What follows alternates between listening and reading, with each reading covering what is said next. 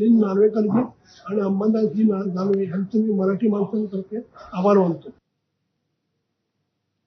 मुंबई महापालिकेच्या मुलुंड येथील प्रियदर्शनी क्रीडा संकुलातील जलतरण तलाव गेल्या अनेक वर्षांपासून अधूनमधून बंद असतो आणि त्याचा फटका साहजिकच सभासदांना बसतो.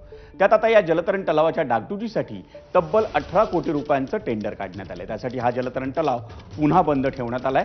त्याविरोधात काँग्रेस प्रवक्ते राकेश शेट्टी आणि त्यांच्या कार्यकर्त्यांकडून प्रियदर्शनी क्रीडा संकुलाच्या बाहेर आंदोलन करण्यात आलं.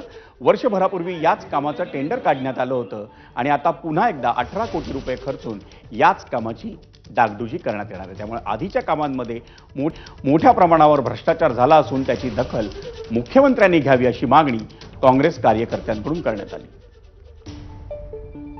भारतीय जनता पार्टीच्या मुख्यालय जे आहे दिल्लीमध्ये 500 कोटी खर्च करून 2 वर्षात तुम्ही उभे करू शकतात आणि हे तो छोटासा तलाव आहे आणि रिपेअर वो जॉब आहे. हे लोकांचा असा आहे मनस्थिती.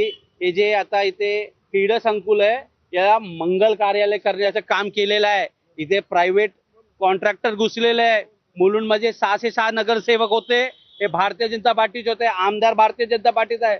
काय मेंटेनन्स पण करू शकत नाही का तुम्ही? हे माझे प्रश्न.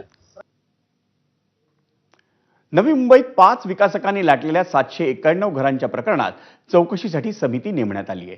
मंत्री उदय